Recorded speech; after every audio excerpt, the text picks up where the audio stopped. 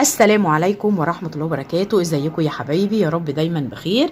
النهاردة فيديو جديد وشال مثلث جديد على قناة اوسي كروشيه. غرزة الشال ليها فيديو شرح بالتفصيل، هحط لكم اللينك لو انتوا حابين ان انتوا ترجعوا وتشوفوا شرح الغرزة بالتفصيل. النهاردة ان شاء الله الفيديو هيكون تطبيقنا على الغرزة دي بالخيط اللي قدامكم ده. انا معايا خيط برنسيس سويت كيك. طبعا الخيط ده كنا اتكلمنا عنه قبل كده كتير جدا في اغلب الفيديوهات، وده يعتبر الراعي الرئيسي لشغل الشتوي بتاعي اللي هي خيوط برنسيس، لان الخيوط فعلا كويسه وعجبتني جدا. النهارده ان شاء الله هشتغل بالدرجه اللي قدامكم دي اهو. ده شكل الخيط من الجنب، وده شكل الالوان بتاعه الخيط. الشله دي 200 جرام، انا جايباها ب 42 جنيه. هي 400 متر و100% اكليريك.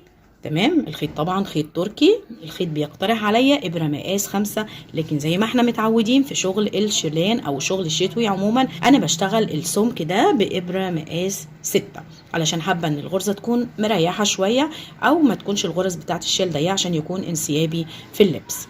هنبدا مع بعض على طول، واول حاجه هنعمل عقده البدايه اهي.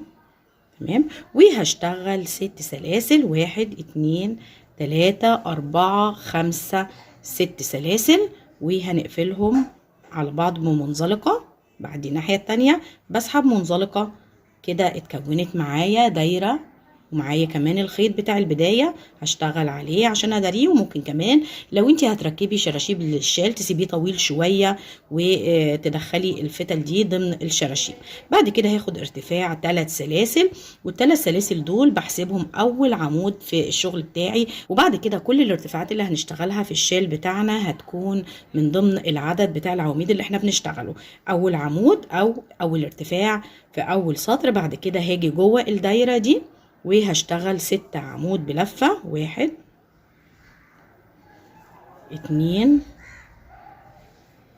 3 4 5 6. تمام.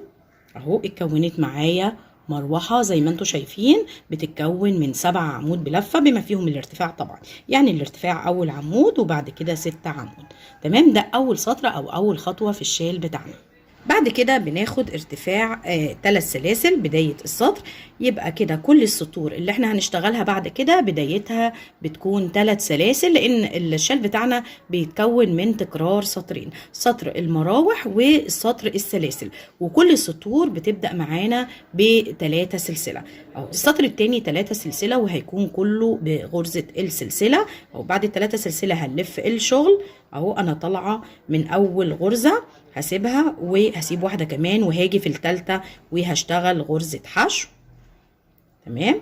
اللي بعديها كمان غرزة حشو، واللي بعديها كمان غرزة حشو، يعني 3 غرز حشو ورا بعض. بعد كده باخد 3 سلاسل كمان، وباجي عند اخر عمود اللي هو كان الارتفاع في السطر اللي قبله، لان انا حاسباه عمود فهو يعتبر اخر عمود اللي هو الارتفاع 3 سلاسل. هاجي في السلسلة التالتة وهقفل بغرزة حشو.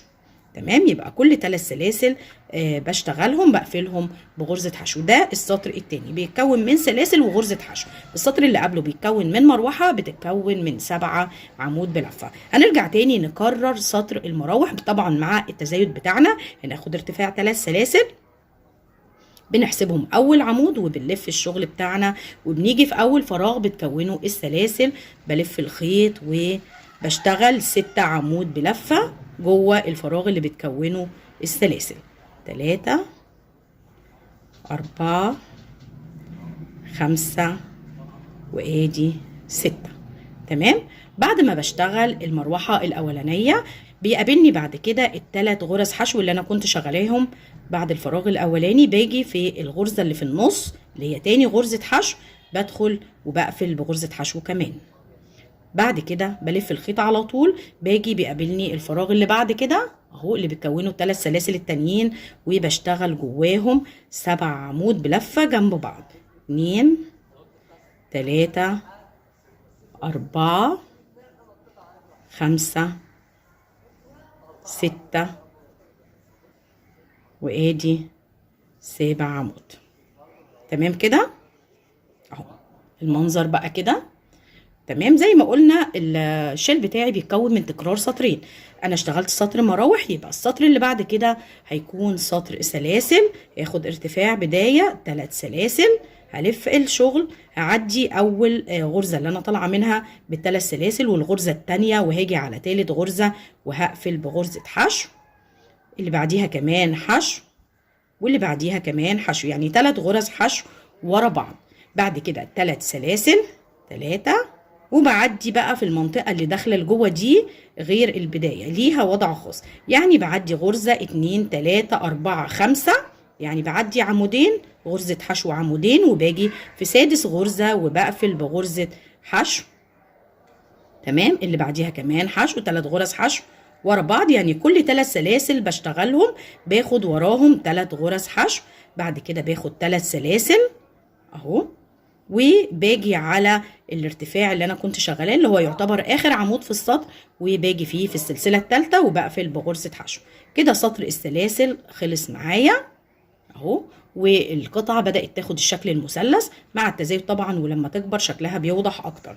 بعد كده السطر اللي بعد كده، دايما السطر اللي بعد السلاسل بيكون كله بغرزه المروحه، يعني كل فراغ من الفراغات اللي هتقابلني اللي بتكونوا ال3 سلاسل دول هشتغل جواه 7 عمود بلفه، وهبدا السطر ب3 سلسله ارتفاع، هلف الشغل وهاجي في اول فراغ وهلف وهدخل هاخد اول عمود 2 3 4 5 6 والعمود السابع اللي هو كان الارتفاع. بعد كده بيقابلني ال3 غرز حشو اللي انا كنت اخداهم بعد ال3 سلاسل، هاجي في الغرزه اللي في النص اللي هي تاني غرزه حشو، وهقفل المروحه بتاعتي بغرزه حشو. بعد كده كل فراغ بتكونه ال3 سلاسل بيقابلني بشتغل فيهم 7 عمود بلفه، وباجي في غرزه الحشو اللي في النص وبقفل بغرزه حشو. هكمل الجزء ده وهرجع لكم نبدا السطر اللي بعد كده سوا. خلصت كده سطر المروحه اهو.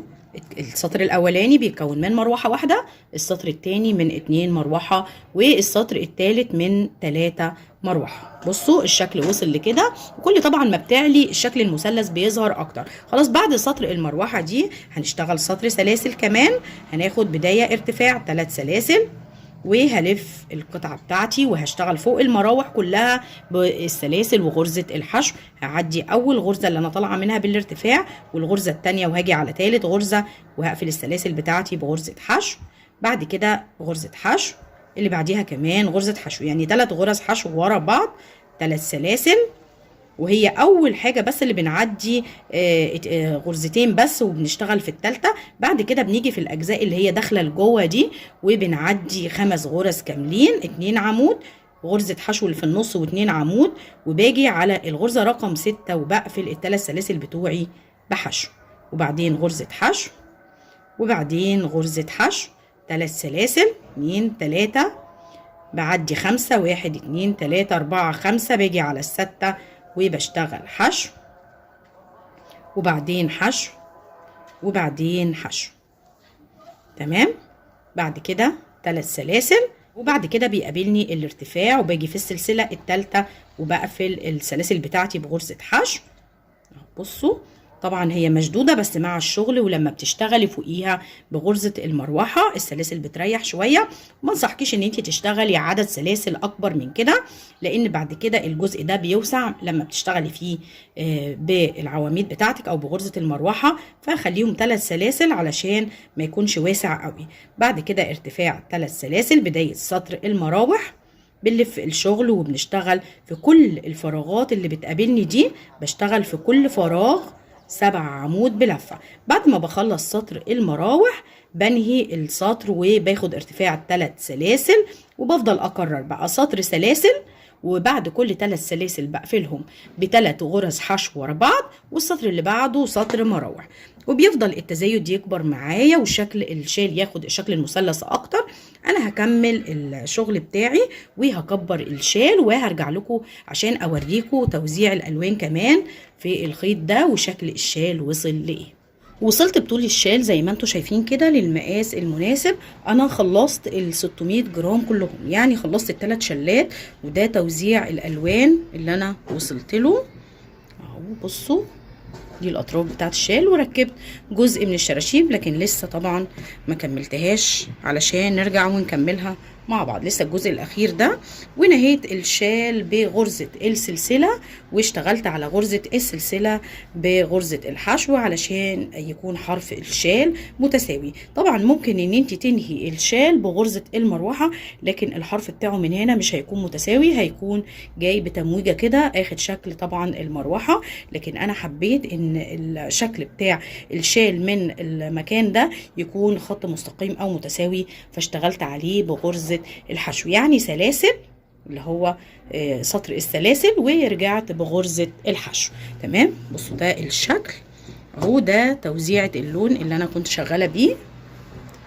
طبعا ان شاء الله هنشوفه كمان في صور اوضح، هتلاقوها موجوده على الجروب، هحط لكم اللينك في صندوق الوصف وكمان في اول تعليق لو انتوا حابين ان انتوا تدخلوا وتشوفوا الصور للشال وهو كامل، وكمان تشوفوا مقاسه في اللبس بيكون عامل ازاي. تمام. هنشوف كمان الشراشيب بتتركب ازاي. احنا ركبناها في فيديوهات كتير مع بعض قبل كده، لكن للبنات اللي بتشوفني لاول مره الموضوع سهل جدا وبسيط. انا قصيت الشراشيب، انا عامله الشراشيب اهو من خيط ناكو فيزون، واستعملت لونين مع بعض، درجه فاتحه ودرجه غامقه. تمام. اهو بجيب الشراشيب او العدد اللي انا عايزاه من الخيوط.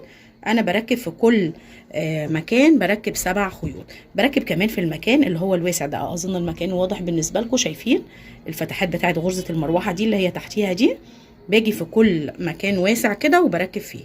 انا باخد 7، وطبعا الخيوط دي بنقصها مقاس واحد. بتجيبي كرتونه مثلا، او لو عندك مج او عندك اي علبه، وبتلفي عليها الخيط مجموعه كده وبتقصيهم مع بعض عشان يكونوا كلهم طول واحد. باخد بقى عدد الخيوط اللي انا محتاجاه اهو، 3 مثلا من الغامق و4 من الفاتح، لان انا حابه يعني اللون الفاتح يكون اكتر شويه. اهو معايا 7 فتل، وبحاول ان انا اسويهم طول واحد، وكمان بعد ما اخلص برضو بالمقص هساوي الشراشيب بتاعتي. اهو بتني الخيط نصين كده، ومعايا ابره مقاس كبير، دي ابره مقاس 7 علشان تجيب تجميعة الخيط ده. اهو بصوا انا قسمتهم 2 بالظبط، وتانيهم على صباعي كده.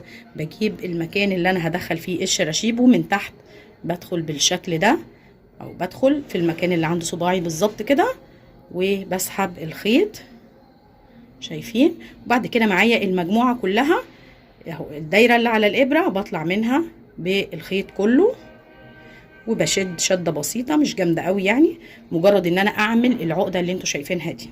كمان مره اهو مجموعه الخيط معايا، باخد العدد اللي انا عايزاه 1 2 3 4، وكمان اهو اللون الغامق باخد 3. بصوا كده بسويهم بقى، وهنرجع طبعا نساوي. ولو الشراشيب فيها مشكله او متنيه، ممكن ان انت تجيبي البيبي ليس وتفرديها بالبيبي ليس او المكوى لو مش موجود بيبي ليس. بصوا انا تانياها بالشكل ده اهو، شايفين. باجي على المكان اللي انا هركب فيه الشراشيب من تحت كده اهو كده بالابره، بشيل الخيط من على ايدي بالشكل ده، بسحب الدايره. كل ما كانت الابره كبيره طبعا بتحتوي الخيط اكتر يعني. بصوا اهو باجي هنا بجيب المجموعه كلها، وبطلع من الدايره اللي على الابره، وبشد شده بسيطه اهو، بحاول اظبط الدنيا كده اهو بالشكل ده. شايفين.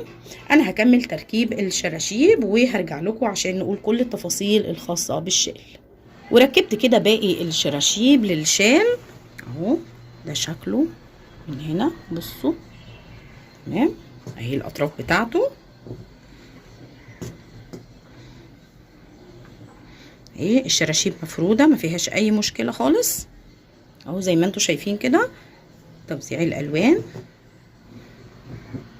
اهو سهل وبسيط جدا، وكمان شكله جديد. الغرزه سهله وما بتاخدش وقت. اشتغلت معاه الايس كاب اللي انتوا شايفينه ده بغرزه النص عمود في الحلقه الخلفيه اهو من نفس الالوان بتاعه الشراشيب عشان يكون طقم. الايس كاب اخد شله، وكمان ليه فيديو معانا على القناه، هحط لكم اللينك لو انتوا حابين ان انتوا تشتغلوا ايس كاب بنفس الطريقه. الشال اخد 600 جرام بالظبط، يعني اشتغلتوا 3 شلات من برنسيس سويت كيك. الشله 200 جرام.